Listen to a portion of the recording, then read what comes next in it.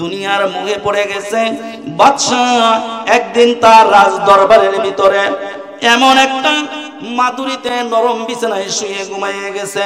হঠাৎ করে বাদশা স্বপ্নের মাধ্যমে দেখতে পায়, ওই বাদশা স্বপ্নে দেখে বিরাট একটা বাঘ তাকে ধাওয়া করতেছে। বাঘের সাথে কি মানুষ পাবো? বাদশা চিৎকার পারতেছে, কে আছো, বাঁচাও বাঁচাও। নাই কোনো উজিরি নাজির নাই, তার কাছে সহযোগিতা করার মতো কোনো লোক নাই। চিৎকার মেরে বাদশা বলে, কে আছো গো? আমি বাদশা, আমার উজিরি নাজির কোথায় আছো? আর্মি বিলিয়ার কোথায় আছো? তোমরা তাড়াতাড়ি আসো বুলেট বোমা নিয়ে। না না, আর নাই নাই, বাদশা একা পড়ে গেছে। বাদশা এখন উপায় করবে কে? আর বাদশা কোন জায়গায় আশ্রয় না নিয়া এমন একটা বৃক্ষ পাইছে, গাছ পাইছে, সরাসরি গাছের আগায় সে চলে যাইতেছে। উঠতে উঠতে উঠতে উঠতে বাদশা যখন গাছের মধ্যে চলে, গাছের উপর দিকে উঠে, তার নিচে ওই যে ব্যগ্র বাঘ আছে, হুঙ্কার মারতেছে, তর্জন গর্জন মারে। এই বাদশা বাঘের দিকে তার খেয়াল নাই। বাদশার যে নাক আছে, এই মুখ বরাবর টপ টপ টপ টপ করে পানি পড়ে। বাদশা তখন উপর দিকে তাকাইয়া দেখে গাছের উপরে একটা মধু শাক, মৌমাছির শাক আছে, টপ টপ করে মধু পড়তেছে। বাদশা ওই উপর দিকে তাকাইয়া তাকাইয়া দেখে এত সুন্দর একটা মধুর শাক দেখা যায়, মধুগুলি টপ টপ টপ টপ করে পড়তেছে। বাদশা তখন হা করে জিহ্বাটা বাইর করে দেখে মধু এত মিষ্টি। ওই বাদশা তখন ওই মধুগুলি পান করে, পান করতেছে, নিচের দিকে চেয়ে দেখে ওই বাঘটা গাছের গোড়ায় হুঙ্কারে দিয়ে বসে রয়েছে, হা করে বসে রয়েছে। বাদশা ওই গাছের নিচের দিকে তাকাইয়া দেখে দুইটা ইঁদুর আছে, একটা হলো কালো ইঁদুর, আরেকটা হলো সাদা ইঁদুর। বলেন কয় রকমের ইঁদুর? একটা কালো ইঁদুর, আরেকটা সাদা ইঁদুর। ইঁদুরের কাজ কি? কাইটা দেওয়া, গর্ত খনন করা। ওই সাদা ইঁদুর আছে বন্ধুর আমার, ওই বাদশা যে গাছের উপরে চড়ে মধু খাইতেছে, ওই গাছের গোড়ায় বসে ওই গাছের গোড়ার মধ্যে গর্ত করতেছে। সাদা ইঁদুরে একের পর এক গর্ত করতে করে গাছের যে শিবাগুলি আছে, শিকড় আছে, ওইগুলি কাটতেছে। সাদা ইঁদুর যায়, কালো ইঁদুর আসে। সাদা ইঁদুর যায়, কালো ইঁদুর আসে। ওই কালো ইঁদুর আসিয়া বাকি অংশ কাটে, আবার সাদা ইঁদুর আসে। এইভাবে কাজকর্ম করতে করতে বিরাট একটা গর্ত হয়ে গেছে। ওই গর্তের ভিতরে বন্ধুরা আমার এমন আগুন প্রজ্বলিত হইতেছে, আগুনের মধ্যে সাপ আর বিচ্ছু কিলবিল করতেছে, কিন্তু ওই সাপ আর বিচ্ছুগুলো সম্পূর্ণ এই আগুনের। জোরে সুরে বলুন না নাউযুবিল্লাহ। ও বন্ধু, ওই সময় বাদশা মধু আহরণ করতেছে, মধু পান করতেছে।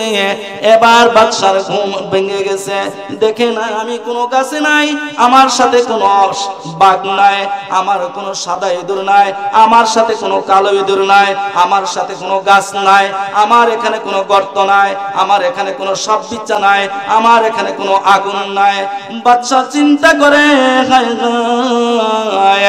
এত বৎসর ধরে আমি রাজত্ব করে রাজ্য চালাই, কিন্তু আমি কোনোদিন এত ভয়ঙ্কর স্বপ্ন আমি দেখি নাই। এই বাদশা ওই রাজ্যের ভিতরে রাজা প্রজা যারা আছে সবাইকে তিনি ডাকলেন, ডাকিয়া বললেন, এ সমস্ত প্রজারা, তোমাদের কাছে একটা আমি স্বপ্নের কথা বলবো। আমি যে স্বপ্ন দেখেছি এই স্বপ্নের তাবির তোমরা তাড়াতাড়ি আমাকে খুলে দাও। আমার অন্তরের ভিতরে জ্বালা পোড়া শুরু হয়ে গেছে। জোরে জোরে বলুন না সুবহানাল্লাহ। যন্ত্রণা শুরু হয়ে গেছে। কি দেখলাম এটা? এটা কি দেখলাম? এবার চিন্তা করতে করতে কোন মানুষ আর বলতে পারে না। এই কোনার ভিতরে আছিল একজন আলেম। জোরে বলুন না সুবহানাল্লাহ। একজন আলেম লোক, সর্বদাই আল্লাহর জিকির, কোরআন তেলাওয়াত, তাহাজ্জুদ গুজার আল্লাহর ওলি। তখন বলতেছে, বাদশা নামদার, আপনি যে স্বপ্ন দেখছেন এই স্বপ্ন আমি ভেঙে দিতে পারবো, এটা তাবির কি বলে দিতে পারবো। জোরে বলুন সুবহানাল্লাহ। তাহলে বলো বলো, তাড়াতাড়ি বলো। এ বাদশাহ, আপনি শুধু দুনিয়ার বাদশাহ, আপনি যে স্বপ্ন দেখছেন বাঘ আপনাকে ধাওয়া করতেছে, এই বাঘটাই হইল আপনার মৃত্যু মওত। জোরে জোরে বলুন না সুবহানাল্লাহ। আর আপনি মৌতের ভয়ে, বাঘের ভয়ে আপনি দৌড়াইছেন কোথায়? গাছে। গাছের মধ্যে আপনি উঠছেন, কিন্তু আপনি যেই মধুর চাইকে যেই আপনি মধু পান করতেছেন, এই মধুটা হইল দুনিয়া। বলেন ঠিক কিনা? এই দুনিয়াটা এত মিষ্টি, এত সুস্বাদু। ও মিয়া, দুনিয়ার লোভ লালসা যার ভিতরে আসে, দেখেন না একটা লোক একতলা, দুইতলা, তিনতলা, না না না আরো কয়েকতলা করি করি করি করি করি। এ বন্ধুরা আমার, এই দুনিয়ার জমিনে এমন কিছু মানুষ আছে তার ব্যাংকের কোনো অভাব নাই। সোনালী ব্যাংকে তার ভর্তি, রূপালী ব্যাংকে তার ভর্তি, বিভিন্ন রকমের ব্যাংকের মধ্যে টাকা তার আটে না, বিভিন্ন জায়গায় বিল্ডিং তার আটে না, বিভিন্ন জায়গায় জমা জমির তার অভাব নাই। কিন্তু এই জমিনে এমন আল্লাহর বান্দা আছে, তারও কিন্তু ব্যাংক আছে। একজন আছে তাহাজ্জুদের ব্যাংক, জোরে বলুন না সুবহানাল্লাহ। আরেকজন আছে নফলের ব্যাংক, সারাদিন সে কি করে? আল্লাহ আল্লাহ জিকির করে, এই জিকিরের একটা ব্যাংক আছে। আরেকজনের আছে ওই ব্যক্তির আবার দানের ব্যাংক আছে, ওই ব্যক্তির আবার কোরআন তেলাওয়াতের ব্যাংক আছে, ওই ব্যক্তির আবার মাদ্রাসা কি করে, মসজিদে সে কি করে নামাজ আদায় করে, মসজিদে মাদ্রাসায় দান দক্ষিণা করে, এর একটা অ্যাকাউন্ট খোলা আছে, ব্যাংক আছে। ও বন্ধু বলেন তো দেখি, ওই ব্যাংক আর এই ব্যাংক কি এক সমান? এক সমান? বাদশারে বলতেছে, বাদশাহ ওই যে মধুর চাইকে হলো দুনিয়া, আপনি ওই মধু যে খাইতেছেন, আপনার কিন্তু নিচে যে সাদা ইঁদুর আর কালো ইঁদুরে যে শিকড় কাটতেছে, আপনার হায়াতের গাছ কাটতেছে, এই হায়াতের গাছ একদিন শেষ হয়ে যাবে। সাদা ইঁদুর সকালে যখন ফজর পরের সূর্য উদয় হয়, পশ্চিমে সূর্য অস্ত যায়, এই যে মাঝখানে যে দিনটা, এই সারা দিন আপনার ওই হায়াতের গাছ কেটে দিল। বলেন ঠিক কিনা? কালো যে ইঁদুরটা আছে, ও বন্ধু সারা রাত এই কালো ইঁদুরটা আপনার হায়াতটারে কেটে দিল। এইভাবে কাটতে কাটতে কাটতে বন্ধু এমন একটা সময় আসবে, ইযা জাআ আযালুহুম লা ইস্তাখিরুনা সাআতাও ওয়া লা ইস্তাকদিমুন। বন্ধু এমন সময় আপনার সময়টা শেষ হয়ে যাবে। বাদশাকে যখন বলল, বাদশা তুমি যে গাছের গোড়ার ভিতরে আগুন দেখলা প্রজ্বলিত, সাপ আর বিচ্ছা, এইটা হইল তোমার বদামল, তুমি জাহান্নামের ভিতরে তুমি যাইবা। তুমি দুনিয়াতে থাকিয়া আখিরাতের কাজ তুমি করো নাই, এজন্য তোমার আমল বরবাদ, তোমার আখিরাতে বরবাদ, তুমি জাহান্নামী। বাদশা সঙ্গে সঙ্গে আল্লাহর দরবারে মাথা নত করে বলে, আল্লাহ আমি কিসের বাদশা হইলাম গো আল্লাহ, আমার এই দুনিয়াদারি দরকার নাই, আমার প্রাসাদের কোনো দরকার নাই, আমার বিল্ডিং এর কোনো দরকার নাই, আমার এই চেয়ারের কোনো দরকার নাই, আমার রাজকীয় মুকুটের কোনো দরকার নাই। বাদশা আস্তে আস্তে করে আল্লাহর দরবারে মাথা নত করে বাদশাহী ছেড়ে দিয়া আল্লাহর দরবারে বলে, আল্লাহ এই দুনিয়া কিছুক্ষণের জন্য, এই দুনিয়া ক্ষণস্থায়ীর জন্য। বাদশা সঙ্গে সঙ্গে ইস্তিগফার করে বাদশা আল্লাহর ওলি হয়ে যায়। জোরে জোরে বলুন না সুবহানাল্লাহ, বলেন লা ইলাহা ইল্লাল্লাহ, লা ইলাহা লা ইলাহা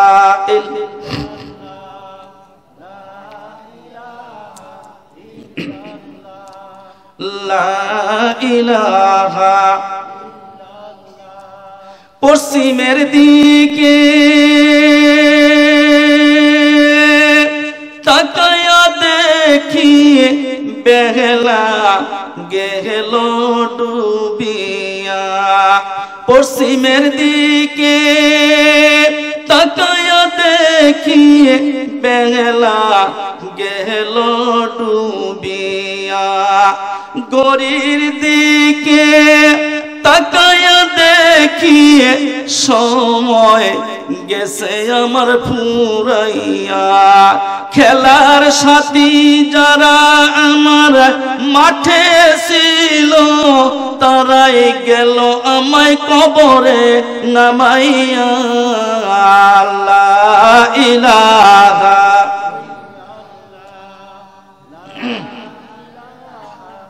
ইল্লাল্লাহ, লা ইলাহা, জোরে লা ইলাহা, লা ইলাহা, লা ইলাহা ইল্লাল্লাহু মুহাম্মাদুর রাসূলুল্লাহ। সকলেই বলুন সাল্লাল্লাহু আলাইহি ওয়াসাল্লাম। ভাইয়ের আমার, এই দুনিয়ার জিন্দেগি শেষ হয়ে যাবে। আমি কি করলাম, আমার পরিবারে কি করে, আমার ছেলে কি করে, আমি কি খাইলাম, আমার পরিবারে কি খাইলো, আমার ছেলে কি খাইলো, কোন কাজ করলো। কিন্তু বন্ধু, আমি 5 ওয়াক্ত নামাজ আদায় করলাম, কোরআন তেলাওয়াত করলাম, জিকির করলাম, আমার পরিবারের খবর আমি লইলাম না, আমার সন্তানের খবর আমি লইলাম না। কিন্তু একদিন দেখা যাবে বন্ধুরা আমার সৎ আমল করার কারণে, নেক আমল করার কারণে আমি এত ব্যাংকে আমি কি করেছি, জমা করেছি, তাহাজ্জুদ নামাজ পড়েছি। দেখেন এমনও মানুষ আছে তাসবিহ তাওয়াত করে সারাদিন সুবহানাল্লাহ, আল্লাহু আকবার, জিকিরের কোনো অভাব নাই। সকালবেলা কোরআন তেলাওয়াত করে, মাথায় টুপি, পাগড়ি আছে, পাঞ্জাবি আছে, কিন্তু ছেলে কিন্তু করে না। ছেলে সারাদিন জুয়া খেলে, আড্ডা খেলে, ছেলে নামাজের দ্বারে দাঁড়ে না, ছেলে মসজিদে যায় না। এই ছেলে এমন একটা অবস্থা হয়ে গেছে, এর কারণটা হইল, ও বাবা, তুমি যে আজকে এত আমল করে আল্লাহর জান্নাতে যাইবা, তুমি কাগজে কলমে লিখে নাও, তুমি জান্নাতে যাইতে পারবা না। কারণ আপনার যে সন্তান আছে, এই সন্তান আল্লাহর দরবারে মামলা করবে, আল্লাহ আমি আজকে এই যে আমার অভিভাবক এত নেক কাজ করেছে, আজকে জান্নাতে যাবে। আমি দুনিয়াতে ছিলাম, আমার বাবা আমাকে কি করে নাই, ইলম শিক্ষা দেয় নাই, আমার বাবা নামাজের জন্য শাসন করে নাই, আমি রোজা রাখি নাই, আমার আব্বা ভালো ভালো খানা আমাকে দিত। আরে বাবা, সামনে তোমার পরীক্ষা আছে, তোমার কি করা লাগবে, সার্টিফিকেট অর্জন করো, ভালো রেজাল্ট করতে হবে, দরকার নাই। এগুলি করে এই বাচ্চারে আস্তে আস্তে আস্তে আস্তে করে যখন বড় হয়ে গেছে, ওই বাচ্চাটা একটু ডাইট আঙ্গুল দেখায়, বাপেরে বাপ বলে স্বীকার করে না, মায়েরে মা বলে স্বীকার করে না। কিন্তু জানিয়া নাও, ওই সন্তান আখিরাতে দিন মামলা করবে। সম্মানিত হাজিরিন, আমরা দুনিয়াতে আসছি, কেউ আমরা ছিলাম না এখানে। এই দুনিয়াতে কেউ আসিলাম এক সময়? আমরা কি আসিলাম? হ্যাঁ, আবার কি আমরা থাকতে পারবো? এই দুনিয়ায় থাকতে পারবো? কেউ থাকতে পারবে?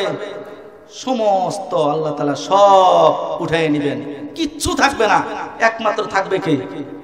আল্লাহ। তাহলে আমাদের কিসের এত গর্ব, কিসের এত অহংকার, কিসের এত দুনিয়াদারি, কিসের এত দুনিয়াদারি?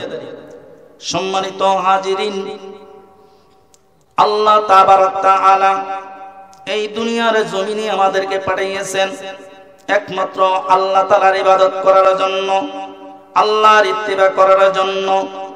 বন্ধুরা আমার, আজকে আমরা এমন মুসলমান হইলাম, সাহাবায়ে আজমাইন, খোলাফায়ে রাশিদিন, বন্ধু তারা যেভাবে আমল করেছে, শুনেন, কনকনা শীত, ফজরের সময় মুয়াজ্জিন সাহেব আযান দেয়, আমরা কি করি, নেপের তলে, কাঁথার তলে আমরা শুয়ে থাকি। কিন্তু এই যে ফজরের নামাজ আর হলো এশার নামাজ, ফজরের নামাজ আর হলো এশার নামাজ, এত বড় গুরুত্ব। যেই ব্যক্তি এই ফজরের নামাজ আর এশার নামাজ মসজিদে গিয়ে জামাতের সাথে আদায় করবে, ও বন্ধু, এশার নামাজ পড়লেন, ফজরের সময় আবার উঠলেন, তাহলে দেখা যায় মাঝখানে যে রাতগুলি আসে এই রাত্রিটি যত ঘুমাইছেন আপনার আমলনামায় তাহাজ্জুদের সওয়াব লিখে দিয়েছে। জোরে বলেন না সুবহানাল্লাহ। তাইলে মসজিদে দেখা যায় ইমাম আর মুয়াজ্জিন কি বিপদেই আছে, তারা কোনো মুসল্লি নাই। প্রত্যেকটা জায়গায় আমরা মুসলমান হইলাম, আজকে আমরা এই যে প্রত্যেকের কুসে কুসে আজকে মনে করেন যে হ্যাঁ গলা ঝুলানো আছে, আপনার পকেটে আছে, মোবাইলের মধ্যে ওয়াজ আমরা শুনি, কিন্তু এক কান দিয়ে শুনি আরেক কান দিয়ে কি বাইর করে দেয়, আজান হইতেছে নাই। নবীজি কি বলছেন? খোলাফায়ে রাশিদিন হযরতে আবু বকর সিদ্দিক রাদিয়াল্লাহু তাআলা আনহু একদিন মসজিদে আসতে দেরি হইতেছে। তো নবী মুহাম্মদুর রাসূলুল্লাহ সাল্লাল্লাহু আলাইহি সাল্লাম তিনি খুতবা দিবেন, বয়ান দিতেছেন, কিন্তু ইমাম সাহেব কিন্তু সব সময় নজর করে কে আসলো না, কিন্তু আবু বকর তো চিহ্নিত না। নবীজি দেখলেন আজকের এই নামাজে আমার আবু বকর নাই। নবীজি সাহাবাদেরকে বলতেছেন, আমি এই দুনিয়াতে বেঁচে থাকাকালীন ইসলামের প্রতি নামাজের প্রতি দরদ হয় না। আমার মনে হয় আমার ওফাতের পরে এই নামাজের কোন অবস্থা হবে।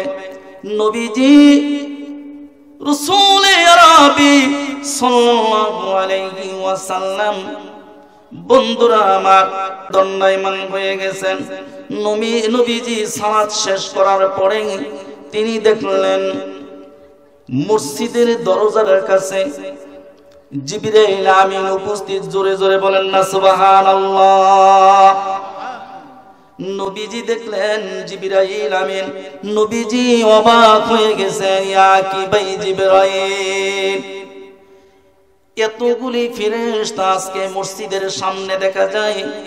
ওগো জিবরাইল, একবার না দুইবার না গো জিবরাইল, 24,000 বার আমার নিকটে জিবরাইল আসছে।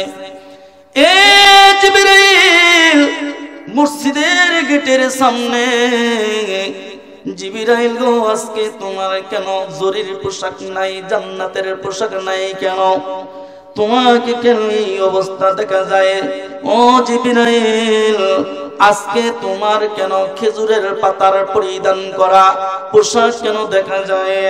জিবরাইল আমিন ডাক দিয়ে বলে, ইয়া রাসূলুল্লাহ, ইয়া হাবিবাল্লাহ, ওগো আল্লাহর পয়গম্বর শুনুন, আপনার আবু বকর এত বড় ধনাঢ্যশালী লোক ছিলেন। ওগো পয়গম্বর, হযরতে আবু বকর সিদ্দিক যেদিন ইসলাম আপনার হাতে কালেমা পড়লেন, বয়াত করলেন, মুসলমান হয়ে গেলেন, হযরতে আবু বকর আল্লাহ রাস্তায় বিলিয়ে দিতে দিতে দিতে দিতে দিতে দিতে এমন অবস্থা হয়ে গেছে বন্ধুরা আমার, হযরত আবু বকরের ঘরে কোনো কাপড় চোপড় নাই, টাকাও নাই, পয়সা নাই, ঘরে কোনো খানার ব্যবস্থা নাই। এত বড় কোটি কোটি টাকা সম্পদের মালিক থাকা সত্ত্বেও আবু বকর রাদিয়াল্লাহু তাআলা আনহু আজকে তিনি মসজিদে নামাজে আসবেন, তার কাপড় নাই। তখন তিনি ব্যস্ত হয়ে গেলেন, ওই যে খেজুরের পাতা ওগুলি তিনি কি করলেন, গাছে থেকে তিনি পারলেন, খেজুরের কাটা দিয়া পাতাগুলির একটা একটা একটা একটা করে সেলাই করলেন। সেলাই করিয়া আসতে তার দেরি হয়ে গেছে। হযরতে আবু বকরকে ডাক দিয়ে, আবু বকর ডাক দিয়ে বলেন, ইয়া রাসূলুল্লাহ, ইয়া হাবিবাল্লাহ, হুজুর গো, আমি ইচ্ছাকৃতভাবে নামাজে আমি গৌণ করি নাই, দেরি করি নাই। ইয়া রাসূলুল্লাহ, ইয়া হাবিবাল্লাহ, হুজুর আমার কোনো কাপড় ছিল না, আমি কি করে মসজিদে নামাজে আসব? ইয়া রাসূলুল্লাহ, আমি ওই যে খেজুরের পাতা কাটা দিয়া সেলাই করে আমি কাপড় পরিধান করে আজকে মসজিদ আসতে দেরি হয়েছে। ইয়া রাসূলুল্লাহ, আপনি দয়া করে ক্ষমার চোখে আমাকে দেখুন। আল্লাহর পয়গম্বর গেটের দিকে তাকাইয়া দেখেন 70,000 ফেরেশতা খেজুরের পাতা পরিধান করে হযরতে আবু বকর সিদ্দিক রাদিয়াল্লাহু তাআলা আনহুর সম্মানার্থে হাজির হয়ে গেছেন। জোরে জোরে বলেন না সুবহানাল্লাহ। আবু বকর যখন খেজুরের পাতা পরিধান করে মসজিদে চলে গেছেন, আমার আল্লাহ রাব্বুল আলামিন ডাক দিয়ে বলেন, ইয়া জিবরাইল, এই মুহূর্তে তুমি জরির পোশাক খোলো, আমার আবু বকরের সম্মানার্থে তুমি আজকে আমার নবীর সামনে আমার আবু বকরের সম্মানার্থে আজকে তুমি এই খেজুরের পাতার পোশাক তুমি পরো। হযরতে জিবরাইল আমিন এত সুন্দর জরির পোশাক খুলতে তার একটু স্তব্ধ হয়ে গেল। আল্লাহ তাআলা তার মনের খবর জানেন। আল্লাহ বলেন, ইয়া জিবরাইল, তোমার মনের ভিতরে এই জরির পোশাকের বেহেশতের পোশাক তোমার মনে চায় না খুলতে। আজকে যদি তুমি একটু দেরি করো, আমি আল্লাহ রাব্বুল আলামিন জিবরাইলের খাতা থেকে নাম কাটা দিয়ে দিব। সঙ্গে সঙ্গে আমি জিবরাইল, শুধু আমি জিবরাইল না, হযরত আবু বকরের সম্মানার্থে 70,000 ফেরেশতা আজকে আমরা খেজুরের পাতার পোশাক পরে উপস্থিত হয়ে গেছি। জোরে জোরে বলেন না সুবহানাল্লাহ। আজকে মসজিদে আমাদের কাপড়ের কোনো অভাব নাই, পাঞ্জাবের কোনো অভাব নাই, আমাদের পাগুড়ির কোনো অভাব নাই, খানার কোনো অভাব নাই। মুসলমান, তুমি কি বলবা আল্লাহর কাছে? মসজিদে আজান হয়, আল্লাহ রাব্বুল আলামিন ডাকে দিয়ে বলেন, তুমি যাও তাড়াতাড়ি নামাজে যাও। বলেন তো দেখি, মুয়াজ্জিনে ডাকছে না আল্লাহ ডাকছে? কে ডাকছে? আল্লাহ কিন্তু ডাকছে। বন্ধু, আপনাকে এইভাবে কবরে বারবার বারবার করে ডাকতে থাকে। ফজরের সময় একবারে ডাকে, জোহরের সময় একবারে ডাকে, আসরের সময় একবারে ডাকে, মাগরিবের সময় একবারে ডাকে, ঈশার নামাজের সময় একবারে ডাকে। আল্লাহর পয়গম্বর ডাকে দিয়া বলেন, وقال النبي صلى الله عليه وسلم, আল্লাহর পয়গম্বর বলেন, প্রত্যেকটা মানুষের নাম ধরে ধরে 5 বার করে ডাক দিয়ে বলে, কুল্লু ইয়াউমি খামসা কালিমা, আনা বাইতুল ওয়াহদাতি ফাতামিলুনি আনিসা, আনা বাইতুত তুরাবি ফাতামিলুনি ফিরাশা, আনা বাইতুজ জুলমাতি ফাতামিলুনি সিরাজা, আনা বাইতুল হাইয়াতি ফাতামিলুনি তিরিয়াকা।